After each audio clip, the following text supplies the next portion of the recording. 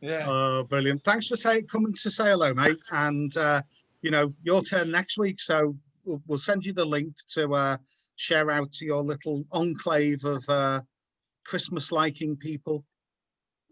And it looks like somebody's birthday. No. Oh, yeah, it was. Yeah, it was. My daughter's either 31 or 13. I can't think of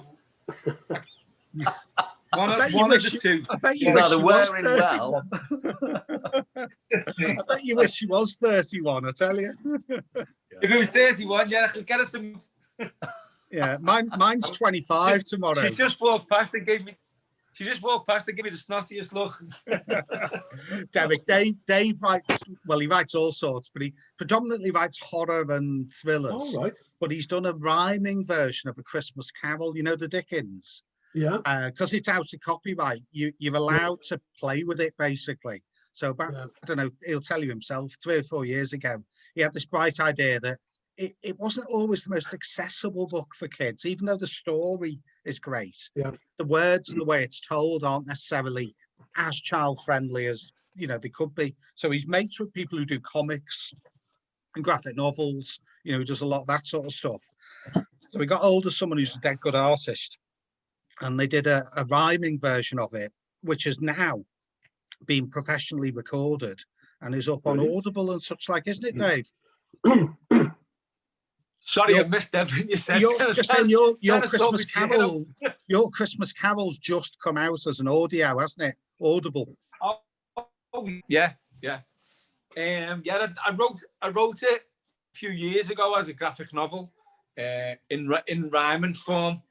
Brilliant. And as I say, it's just we just got, like, one of my mates is her and her husband run a company called Ginificent. And what they do is they put a Christmas Carol on in St. George's Hall in Liverpool every year. So they know the story through and through. Yeah. So I got in touch with her, and her husband Liam kindly said that he'd do the narration for it, and he's just beasted it. It's brilliant. Even if I do say so myself that I wrote it. That's like, I'm not not blowing me on trumpet there, but right, guys. So I love it. Yeah, we might get a few more coming to join us, but I know we'll get people on Facebook Live, and I'll put it up on YouTube later. So Monday night, 7:30, book club, book chat. I'm Tony Higginson. I run Beyond Books Media. If you just put Beyond Books into Google, you'll find me easy enough. Derek's website is just above my head, just above the shiny bit at the very top of my head, because I did my own hair yesterday and I think I've missed a bit, or I've taken more off than I should have done. And it's cold out there, you know, but never mind. Dave knows the feeling. What are you trying to say? I got a full lustre. You're right under a light, you know. Anyway, so the idea is not just to get people to come and talk about a book, i.e. a novel. It's to find people who've written things that are a little bit interesting, a little bit different. And we've been very lucky so far. The people we've had have been superb. Now, I used to do local radio for HCR 92.3 FM in Runcorn. And sort of through that, I got to know other presenters. And about a year or two, Derek popped up on my Facebook friends list. And Derek, who's going to take over and tell you all about himself, what he does, we became friends. And then he contacted me saying, oh, you do books as well. I've written a book. Do you want to have a look at it? So he kindly posted me, third class, hand delivered, you know, by the strongest postman in the world, this little book here. It's absolutely, there, Dave. Can you see how thick that is, Dave? Wow. 700 more pages. Oh, it's like a weapon. Unlike a George R.R. Martin book that will take you 7 years to read, this is the opposite. It took Derek 7 years to write, but you can read it as quickly as you want. You can pick a page, start there and go forwards and backwards. It's brilliant. So I'm going to shut up now, and we're going to pass over to Derek, who I'll put onto full screen. And Derek, please tell us who you are, what you've done, why you did it. And, you know, without giving too much away, tell us some of the good bits. So when these guys get their copy, they know where to start in the middle, so to speak. Yeah, absolutely. Okay, so we'll put you on full screen, Derek, and off you go. Okay, well, I'm Derek Shelmerdine, and the author of said Rock and Roll Unravelled. And a little bit about me first. He says as he grabs a glass of water, wishing it was gin and tonic.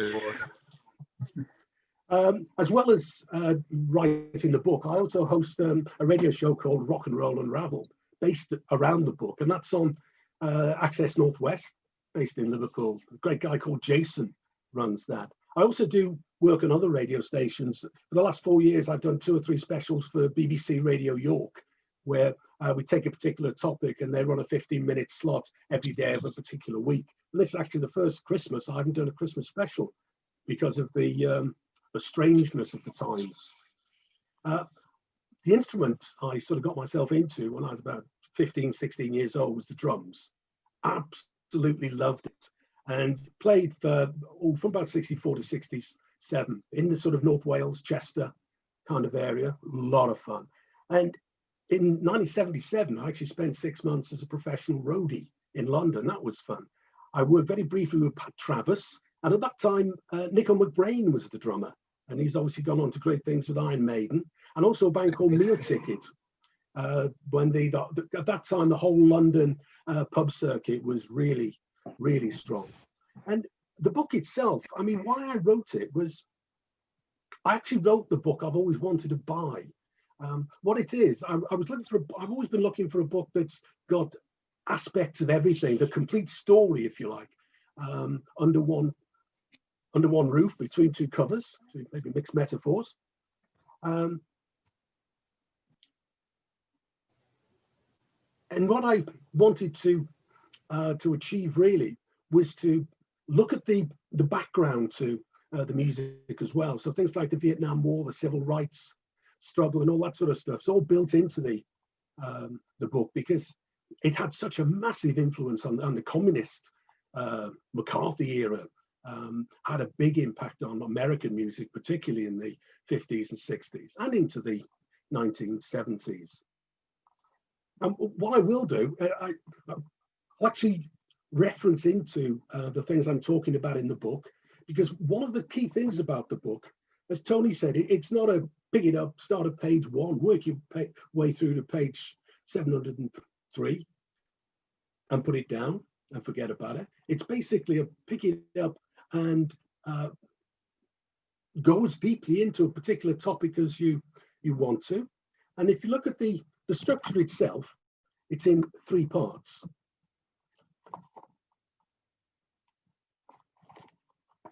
The book of the book itself, so what happened today, and that's a diary-based section. So it's everything that happened in the various years on a particular day of the month.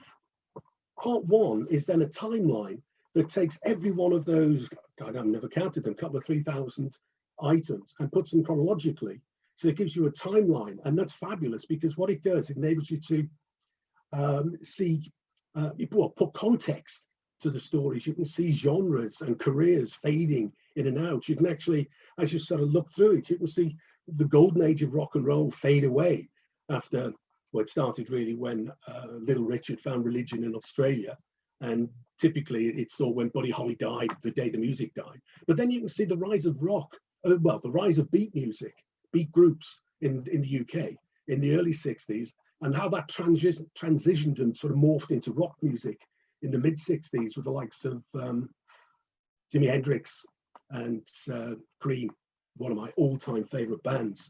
And then part 3 is what I call pocket histories. And again, it cross-references all of those items in part 2, and it brings them all together. So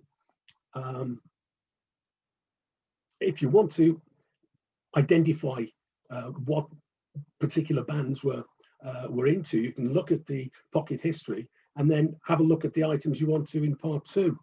And Reed, to give an example of that,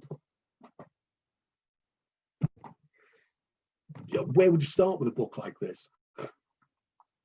Well, a good place to start is with actually your favorite artist. So Frank Zappa, you look through Frank Zappa, see what's in the book, and then take it from there.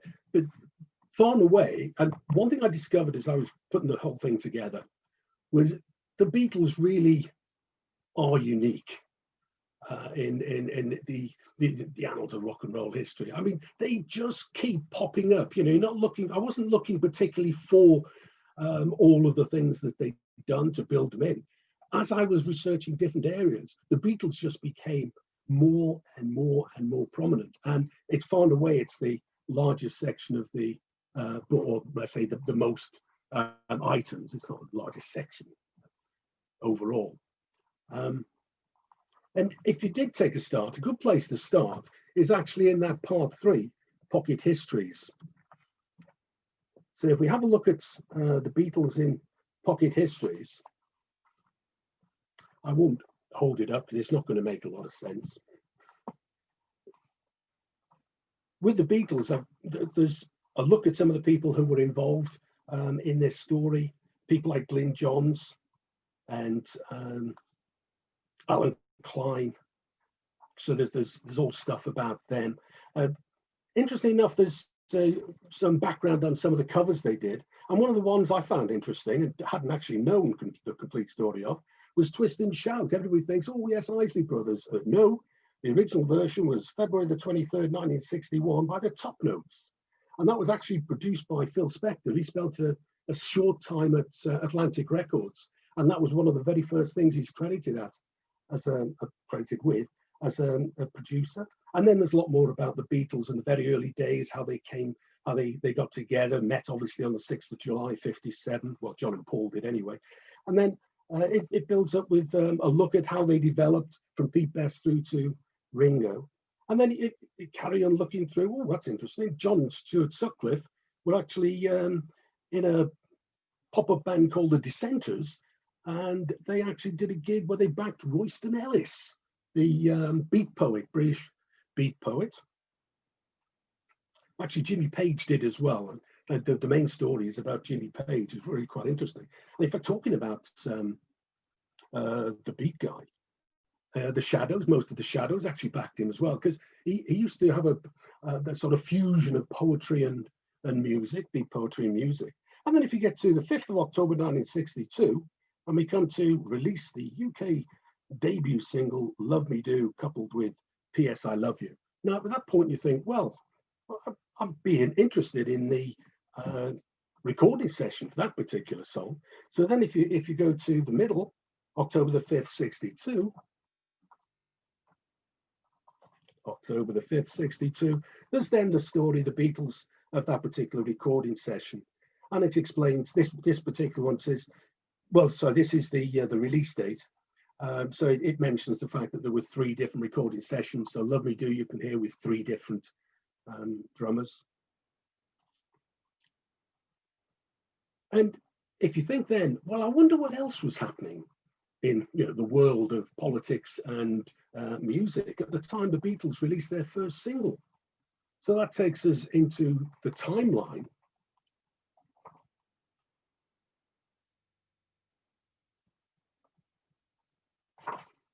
And what we could see there is the Beatles released Love Me Do on the 5th. The following week, October the 12th, Little Richards was on his UK rock and roll comeback tour. I think the Beatles, yeah, he was supported by the Beatles on that. And an event I'd love to have been at, on October the 13th, the Everly Brothers did a single brother tour. And if we go through to the item on the 13th of October, we could see which one it was. I can't remember offhand.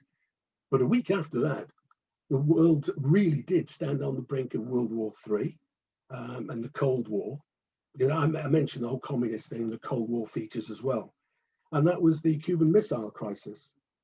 And then there's other stuff. Bill Wyman did his audition for the Beatles on the for the Rolling Stones on the 7th of December.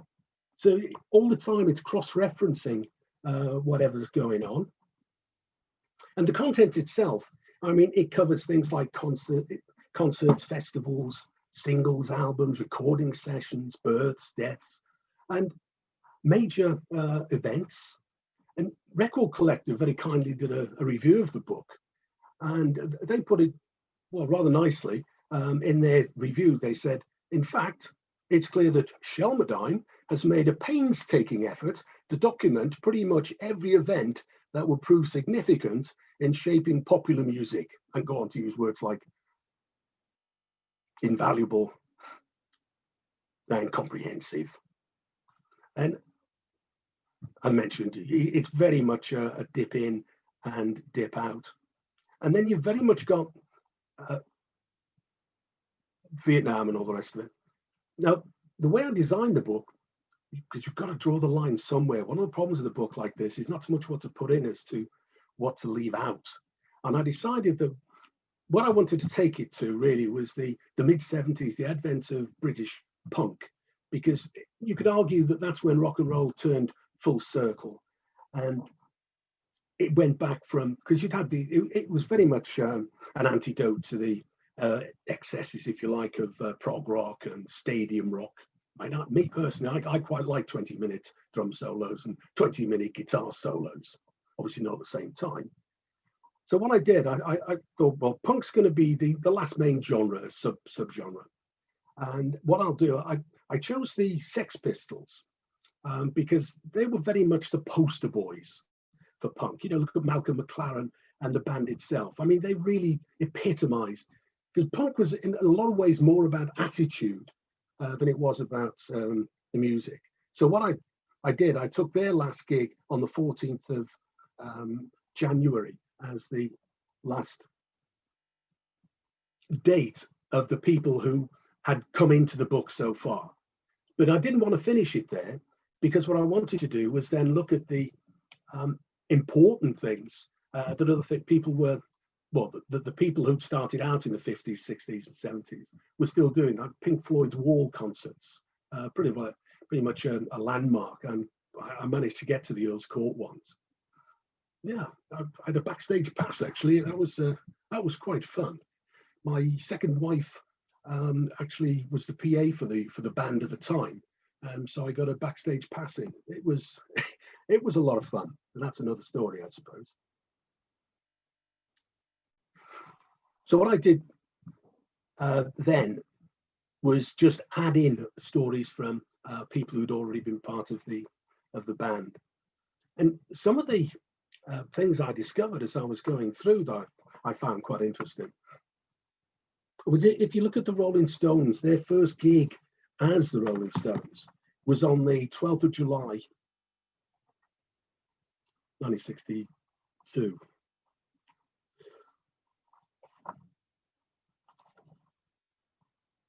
There we go. And what I've done as well with the particular items is, for something like that, it doesn't just talk about the gig. What I like to do is then build more background into these stories with context. And there's quite a bit about this. It explains how they came to, well, they call themselves Rolling Stone after the Muddy Waters single. And what happened is that they were substituted for Alexis Corner's Blues Incorporated at the normal Thursday night residency spot at London's Marquee Club. What's not generally seemed to be known is people often think it was Mick Jagger's group, but it was very much Brian Jones' group. And he had his first lineup, and the first couple of guys moved on. And that's when Mick Jagger and Keith Richards actually joined. And Alexis Corner's Blues Incorporated had had an opportunity to play on BBC Radio's prestigious jazz club. So rather than turn that down, Brian Jones was very much playing, and Mick Jagger as well, were regulars in Alexis Corner's band. And they took over that particular night at the Marquee so that he could go off and play at the jazz club. And one of the interesting things I discovered, if you look at the lineup, I mean, it was Mick Jagger, Keith Richards, and Brian Jones. And bassist Dick Taylor went on to Pretty Things. And also Ian Stewart. Now, interestingly enough, Ian Stewart was in Brian Jones' original lineup of the band. So he was actually in the band longer than Jagger or Richards. But there's a great urban myth that puts Kinks drummer, or future drummer, Mick Avery on the drum stool that night. And when I was delving down, because one of the things I've discovered is that I couldn't have put this book together without, well, three things really: Record Collector magazine, bunch of books, and the internet. But what I discovered about the internet is an awful lot of the information is wrong. So everything is all cross-referenced, usually 3 times. And when I was just delving down on this, I came across a website called Cast Off Kinks. Now, Cast Off Kinks is a tribute band, but they're all actually previous members. All the members were previously in the Kinks itself. Fabulous band. Not gigging at the moment because of the virus and what have you. But what's interesting, at the time, I then went to the Stones site to see what they had to say about this particular gig. And the Stones' own website says very much that Mick Avery was playing that night. But I discovered in an interview Mick Avery did with Cast Off Kinks, that what he says, and I quote from that interview, "I didn't actually play a gig with the Stones. I just rehearsed to do a gig with them, but it never happened." So you've got 2 very strong sources. One, the band that was playing, that says it was Mick Avery, and 2, the guy that the band said was playing, Mick Avery, said it was nothing to do with him at all. And in this as well, I've got a little bit about how that lineup came together, because Jagger Richard and Dick Taylor were a band called Little Boy Blue and the Blue Boys, and then they joined Brian Jones. And interesting then, just having a quick look, and this is the essence of the book, is, you know, you found myself looking for this, and then on the opposite page I see a story, 1962, 13th of July, Phil Spector, He's a Rebel. I'm not going into all the details. You discover that He's a Rebel released a big hit for the Crystals, nothing to do with the Crystals whatsoever. What happened was the Crystals released Uptown, big hit Uptown. They followed that with a song called He Hit Me, and it felt like a kiss. Well, for reasons you can probably suspect, that was fairly quickly withdrawn. Now, Phil Spector was now hunting around to find another single to get out as quickly as he could, and the Crystals just weren't available. So one of his other singers, Darlene Love, in Bobby Sox and the Blue Jeans, fabulous voice, backing group The Blossoms, she actually recorded He's a Rebel. And that is the version that actually went out as the single that was credited to the Crystals. And I don't know if this is true, probably an urban myth, but I've seen it a number of times in interviews. They say that the first time they heard the song was when they heard it on the radio. So it's nice, really, as you're going through, you know, you just spot other stuff that's going on at the same time. I mean, interesting enough, just on the same page while we're here, in 1971, on the 12th of July, the Eagles played together for the first time, backing Linda Ronstadt. Oh, another one. I said that the cutoff really was with the Sex Pistols and their last gig, but then it carries on, and Tommy Steele actually features as well. His is actually the last dated entry, and what happened there was that Bill Kenwright, let me just find the page. Well, while I'm looking, Bill Kenwright was actually on the Ken Bruce show on Radio 2. And in that particular interview, he said that Tommy Steele had shown Elvis around London, because common sort of knowledge is that Elvis only ever set foot in the UK once, on his way back from Germany, when he was coming out of the army.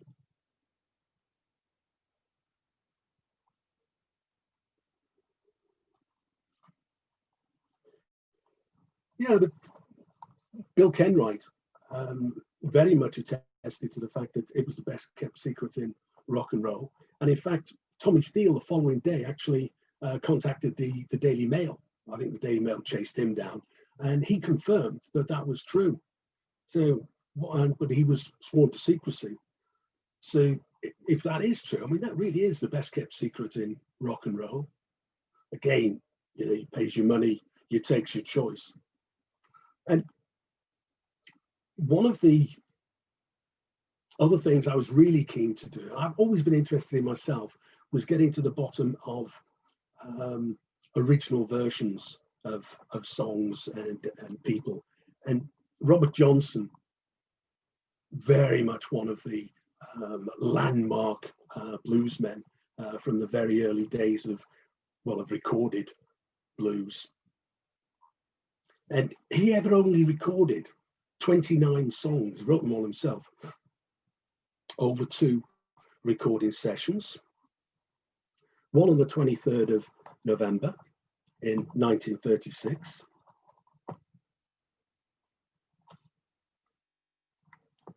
And another one on the 19th of June in 1937. But what I've done with this, because I do like to get into the detail from time to time. I mean, with this first one was in San Antonio at the Gunter Hotel, which I actually stayed in once. It was quite an interesting experience. And he used room 414, and his engineer was operating from the adjoining room. So technically, that must have been really quite an interesting time. And what I've done, I've listed the songs that he recorded that first session, and they include Phonograph Blues, I'll Dust My Broom, later a staple of 60s R&B bands, absolutely brilliant. And there's a wonderful one called Dead Shrimp Blues. Now the inspiration for that is an interesting one. And of course, Crossroad Blues, which Eric Clapton, Creed made very famous as Crossroads sometime later. And again, just having a look at what was going on around there. On the 23rd November 1963, the Rolling Stones, Jagger and Richard had their very first hit song.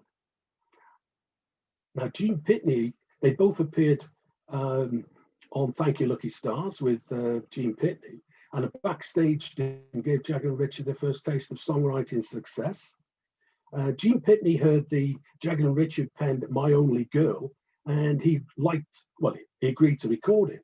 Now, he liked the lyrics, but he didn't like the melody. So he changed the melody, and the song was renamed to That Girl Belongs to Yesterday. And it gave the fledgling songwriting team, Jagger and Richard, their first hit record. It made top 10 in Britain and a very minor impact in America. Interestingly enough, the Stones never released an official recorded version of that particular song. And 23rd November 68, John and Yoko appeared naked on the cover of Rolling Stone. Another one I found quite interesting was Bob Dylan's first visit to the UK in the January of 1963, a lot earlier than people tend to, a lot earlier than I thought he'd ever come to the UK.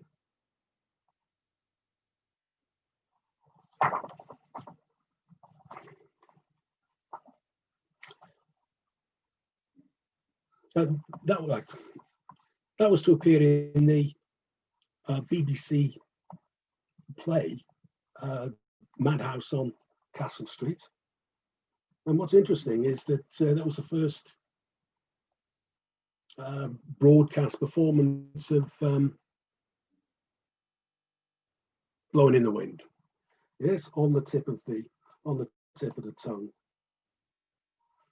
And here's their final Sex Pistols concert on the 14th of July 78 at the Winterland in San Francisco.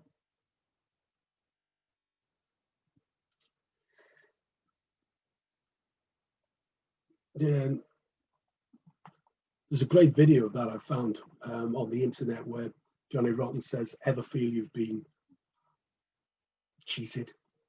and it just summed the whole era up beautifully.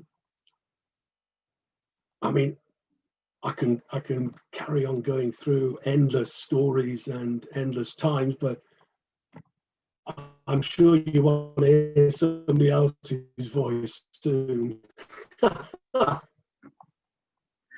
Derek, yes, no, I think if people want to unmute Anybody got any questions? people will want to. I mean, Derek, the simple question I would ask you, are you working on like 78 to 90 or anything? Have you ever thought, could I carry on? Now I know how to do it. Could I look at the bands that were formed in about 78, like Blondie and the Police and, you know, people like that were just coming to life then, weren't they? There's obviously a second volume to be done. Absolutely. So, thanks. Yeah. Oh, it lends itself. I mean, I mentioned earlier that the real problem wasn't so much what to put in. I mean, there's a lot of material out there.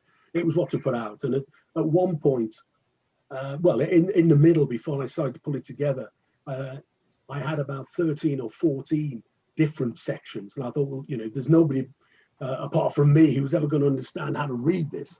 And it took me a long time to whittle it down, because I had sections about covers, and everything is cross-referenced all the time.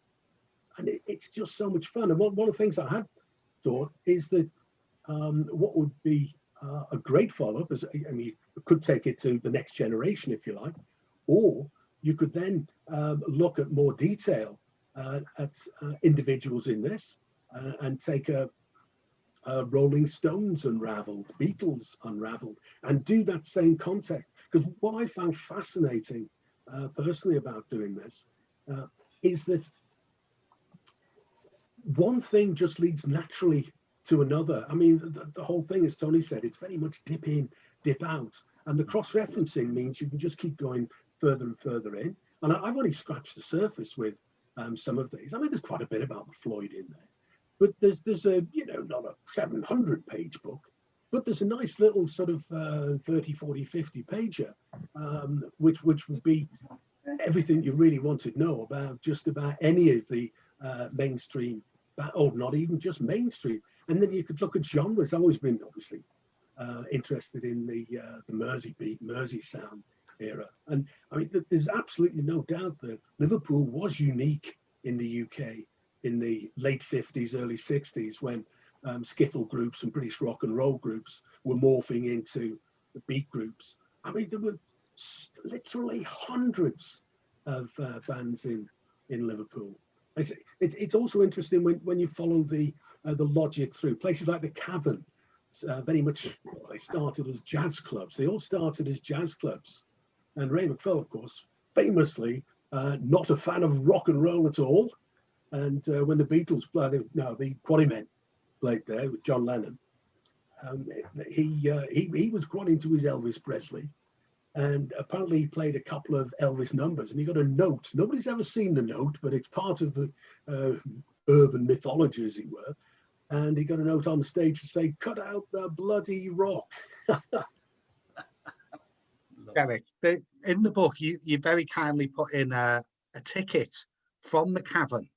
That's from right. when you came and launched the book at the Cavern in 2016.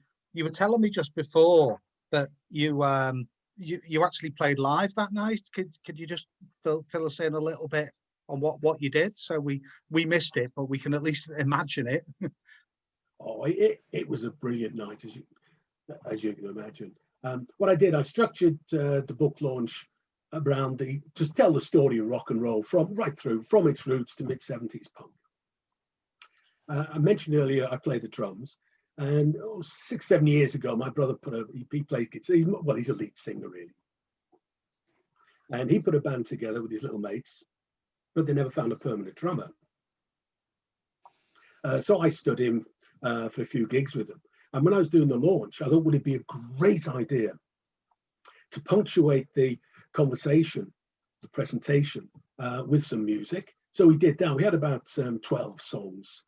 So when we got to 1956, Rock Around the Clock, kickstarting rock and roll, when it was played behind the Blackboard Jungle movie credits. Oh, well, let's hear what Rock Around the Clock sounds like. So then from the front of the stage to the back of the stage, onto the drum kit, and Rock Around the Clock. Oh, it was fantastic. And then we had some other songs we went through, Knocking on Heaven's Door, Give Peace a Chance, because you're looking at the Vietnam War, and finished off with the Sex Pistols, because that's where the book logically sort of ends, as it were, part one. And we played Anarchy in the UK.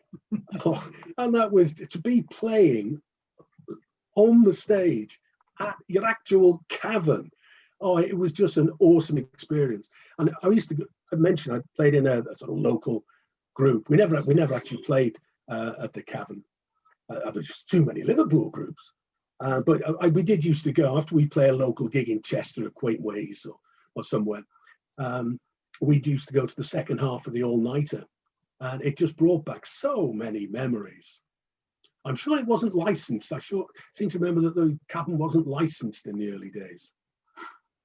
I don't think so. They used to play at lunchtime, didn't they? My mum and dad used to go at lunchtime. I don't think you'd be going out for an hour from work to watch a skiffle band or a pop band and be drinking, yeah, because they both worked in Liverpool, yeah. Yeah. Dave, you playing, dabbled. Tony. Hmm? I say it depends who's playing. It does depend who's playing. Well, Absolutely. Dave, you're obviously more 80s onwards, I would think, aren't you, with your music? But Def Leppard get a bit of an honorary mention, don't they, Derek? That's right. Yeah, I'm a hair rock metal band. But I mean, my favourite bands ever is the Beatles, Queen, and Black Sabbath. Yeah. But my era was very much Bon Jovi and Motley Crue and that type of vibe. But I've played on the Cavern. Many moons ago. We only ever did one gig. I used to work. I don't know whether you'll probably know it, Derek. You know where Rushworth's in Liverpool? Oh yeah, bought my drum kit there. Yeah, I worked there for 4 years selling the guitars and the drums. Yeah, best job ever, because it was just like when it was quiet, you just used to get the guitars down, and like Tim would be on the drums, and you'd be on the bass, and you just have a little, you just gig in the shop. It was brilliant. Yeah, but the Cavern's it's a bizarre place because you can't hear yourself on stage because it's so narrow. Well, obviously, I played in the in the new Cavern, not the original Cavern, but it's still exactly the same. The stage setup's the same, and it's an ugly sound that you get from there because it echoes off, it bounces off the tube because it's a tube. Exactly. Yeah, but such a good feeling, such a great feeling thinking to yourself, who's been on this stage that I'm on? Yeah. Absolutely. Ask a question, actually, Derek. Yeah. Who would you say were, in all of the research that you've done, who would you say would be the most influential unsung hero? Well, I think Frank Zappa is unbelievably underrated. Yeah. You very, very rarely hear him. And people think he's just into drugs and all the rest of it. But absolutely the opposite. I mean, the guy works in sort of symphonic mode, jazz.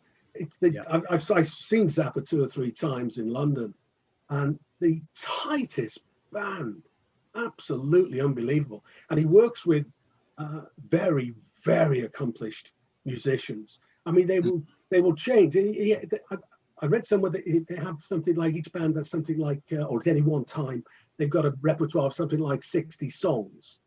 And at drop for hat, at a single, they'll move from playing a particular song in rock style to reggae style. Just like that. And, lots of different time signatures going down. I think the guy is just unbelievable. Well, actually, you mentioned Frank Zappa, and being a drummer, have you ever attempted the Black Page? Not really. not with any degree of thinking I was going to do anything with it. Right. My son plays drums, and He did that at Chetham's in his final year there. Actually, got the percussion section to actually play the Black Page. Yeah. Blimmin' heck! Oh, Wow. I actually saw. I lived in Bournemouth for a while, and I saw Terry Bozzio, one of the drummers. He did a drum clinic, and I mean the guy was awesome. He's got this like 10,000 cymbal drum kit. Yeah. But the guy is just awesome, and he, halfway he starts talking about rudiments, and somebody asked him, are there any rudiments you can't play? They said, no. He said anybody can play any rudiment, all rudiments. All you need to do is practice enough. But I think that's a little bit of an understatement. It's like that old one. How do you play Carnegie Hall? Practice, Yeah, exactly. practice. Absolutely. Exactly. Derek, sorry, go on, Dave. No, I was just going to ask you, Derek. Do you know a guy from Liverpool called Tony Bolland? No, he was the manager of Hesse's. He was the manager of Curly's, and then he started his own band, his own shop called the Dramatic. Oh, right. On River City Sounds as well. But he's done a number of books. They're not like yours. I don't think they're cross-reference books, but he's done a number of books, and they're like historical journeys of the Liverpool music scene. And he's done because there used to be the shop called Plug In. Yeah. And he worked in Plug In, and what he's done is he's done like a chronological path from all the times that he started working in the bands and in the shops, and all the bands that have passed through his shop. And you should check them out. Plugged in. It's called. Yeah, sounds good. I've got copies of them here, but I haven't got one to hand. But have a look out for them. To Tony Bolland, his name is. Yeah, they're big, tall books, aren't they? I've got them upstairs. Yeah, my dad got them. They're like They're like coffee table books that you just reference through, and you reference through, and you go, know him. There's me. that type of thing. You know what I mean? Yeah. Now, Alban, who's on mute there, Alban. I am. Hello. Yeah, you probably grew up listening to lots of good music. So, is there anyone that you've got an inkling you'd like to know a little bit about? Or I'm always embarrassed about my musical taste. I suppose my claim to fame is I once walked down to Blackpool Airport to see the Beatles fly off. Right. And I saw Gene Pitney live and on a club, and he was amused by the fact that this town in Lancashire was called Oswald Twistle. He was well, that was very funny. But yeah, what I was going to ask you, Derek, was about your red lines. Now, who was it you didn't put into it? Who you said, I'm definitely not going to have that person in there? I don't think I ever really consciously thought, well, they're not going. What I did, well, that's not true. What I did steer away from really was the more middle of the road. Not there's absolutely anything wrong with Cilla Black, for instance, whatsoever. Yeah. But I was more really down the rock. I mean, Cilla Black does crop up in the book because she used to play, as you probably know, almost certainly know, with a lot of the early bands, King Size Taylor and the likes. Those awesome late 50s Liverpool bands who never really made that leap in the early 60s when people like the Beatles, the Searchers, Billy J. Kramer, all found fame. The people who'd been around a lot before them, King Size Taylor, the Undertakers, Vegas 5, as they were earlier, I think. Bob Schilling's 5 Bob, was it?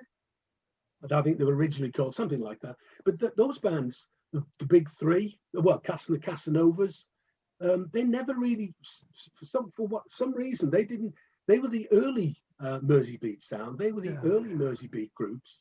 But come 62, when the Beatles cracked it in the October, and the other bands really started in the summer of the following year, getting the big hits. Jerry the Pacemakers, of course, were the first artist ever to have their first 3 singles go in at #1. And it's just interesting when you look back at the actual level of skill of those early guys. Absolutely awesome. Just one of the name, somebody again I don't think you hear half enough of, is one of the protest singers called Phil Oakes. Yes, I've heard of him. I'm a big fan of Phil Oakes. Yeah. Actually, that was something I was going to ask about, is probably, you know, there was an awful lot of protest songs and political songs during that period that the book covers. Yeah. What would you say is possibly the most influential of those songs? Well, probably Blowing in the Wind is the most influential. But I mean, there were so many good songs. I mean, Phil Oakes particularly. He's got "Love Me, I'm a Liberal," which is a bit of a dig at the two-facedness, the hypocrisy of where actually it's got a lot of parallels with what's going on at the moment as well, I think. Mm-hmm. So if you've never come across "Love Me, I'm a Liberal," get onto Spotify and check it out. It's absolutely brilliant. We'll do that. Other streaming services are available, of course. Indeed. Yeah, Derek, on your website, you've got a lot of like podcasts and things. I mean, Yeah. I spotted the one I put it up on the picture behind me about the Beatles, you know, and you know before Ringo and whatever. Do you get other people to chat to you, or is it just you? I haven't done any interview type or co-chat ones to date, but it's probably something that I might do when we get towards the summer. I've got sort of things in mind for the next few shows. But those podcasts are the shows on the Access Northwest Rock and Roll Unravelled show. What I do, I take the music out because of copyright reasons. People get very upset if you play the music. But what I do on the podcast page is that I have the playlist underneath the podcast, and I have a link to the song that's being played, that's being talked about. And if someone wants to listen to it, they could just pause the podcast and hit the link, and they can actually play the show as it sounds. And I don't always get time to do it, and I will be catching up on some of these. But what I like to do as well with the radio shows is do a blog, is do a blog, which is very much, if you like, the script, the dialogue of the show. And then all of the songs I mention, they're not just the ones I play, and often it can be 2 or 3 dozen. In the blog, I'll put a link to those songs, and some of them are really quite obscure. And it just goes, and those shows are all very much based around the book. I mean, obviously there's more information, not all the information is going to be in the book. The other 2 things I like to do with the show, but again, it's not with all of them yet, is I like to do a Friday night pub quiz based on the show, and people can sort of check out their knowledge of the topic. And the other thing I really like on the website is I've got something called 60s and 70s artists on tour now. And what it is, it's people who started out in the 50s, 60s, 70s. And what you find is if these guys are still alive, they are on the road. And even now in these dark times, most of them, there are about 150, I think, or so, artists and bands on that particular list. And it grows every time. Every time I do a new show, anybody I mention in the show that isn't on the list goes onto the list, and I update the list as often as I can to keep it current. And so many people have got stuff booked for 2021, and a lot of the tours that were cancelled in 2020, what they seem to have done is just transfer the shows from sort of March this year to March next year, as it were. But that's, I started doing that. I've done quite a lot of radio work thanks to the book. I thought, how shall I promote the book? Well, let's talk to some radio people. And very often I was invited back then to talk about music in a more general sense. And I did a lot of work with a guy called John LeBang, who's he's a show host. He's got several different shows. One's a sort of political he does a sort of political show, and he does a music hour show. And I did a lot of work with him. And what I did there was a slot of looking at some of the events that were going on, and then having a look at where these people are now. So that's how that particular page on the website came about. But I was really glad I started that, because I don't do so much with John now. I'm he does an annual awards, which is current at the moment, so the best of, and there are British bands and artists in there as well. So I mean, there'll be a link on my website. I haven't put it on yet, but I'm presenting one of the awards. It's in January, I think, that particular show. Guys, I'm gonna have to jump out in a second, but just before I do, I just wanted to tell you a little amusing story about the Beatles. Right. My mum, back in the day, won a raffle ticket to go and see the Beatles in the Latham in Litherland. Brilliant. And she said if she hadn't got the ticket for free, she'd have wanted the money back. She hated it. Yeah. But this is my mum who used to like Slim Whitman, so we'll let her off. My mum likes Slim Whitman at all. Yeah. Right, guys, I'm going to have to shoot. Don't worry, Dave. I shall See you, Dave. speak to you very soon, mate. Thank you for joining us.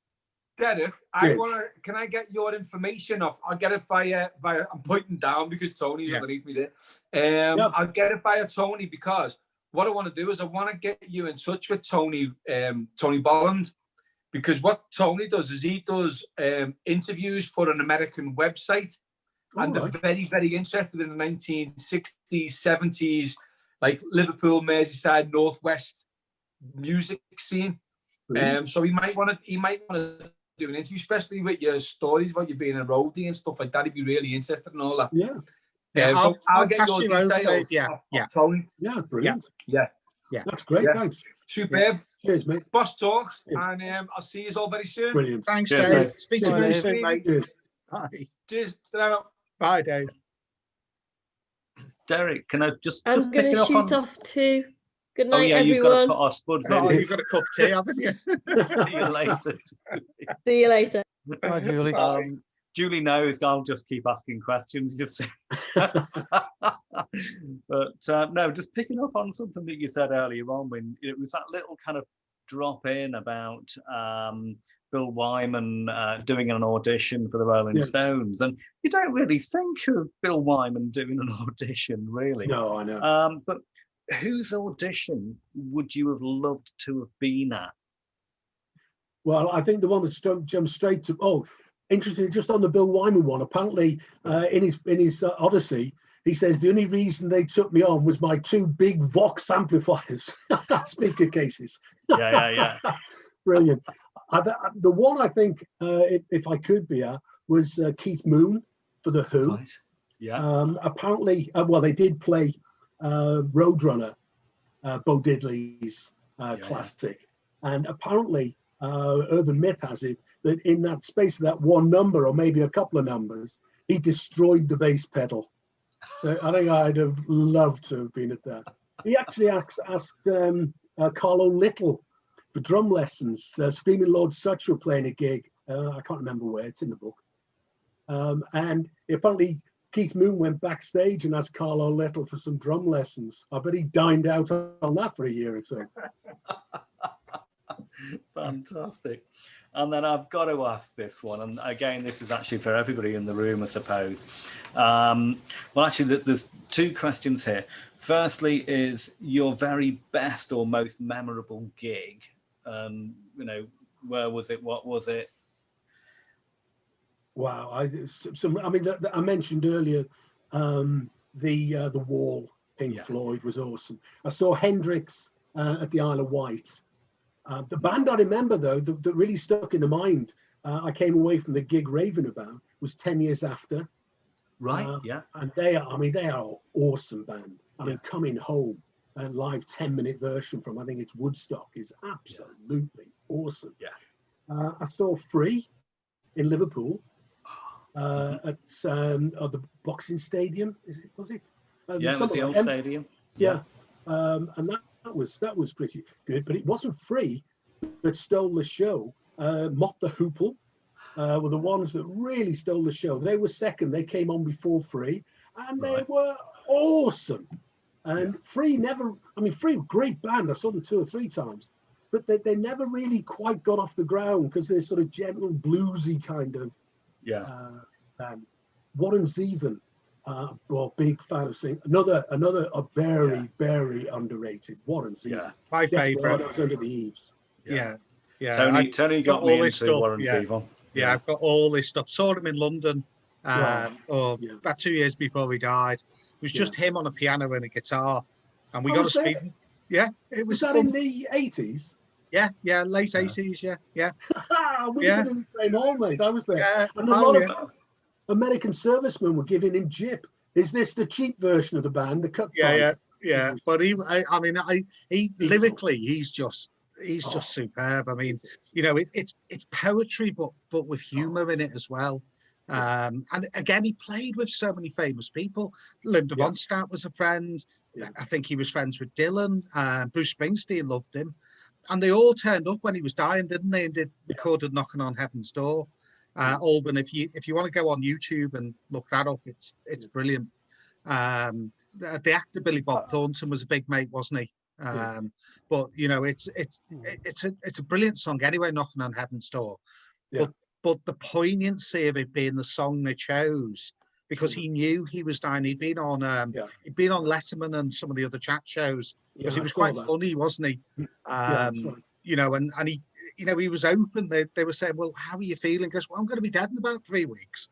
So, considering that, I'm doing fine, really, given that I'll be dead soon." But, his version of "Knocking on Heaven's Door" is, I just cry every time I play it. It's just says so much. Have you heard Springsteen's version of "My Ride's Here"? Yeah, great. So Eat Every Sandwich or something? That's right. Enjoy Every Sandwich, tribute album, because his son's sort of carried on a bit, hasn't he?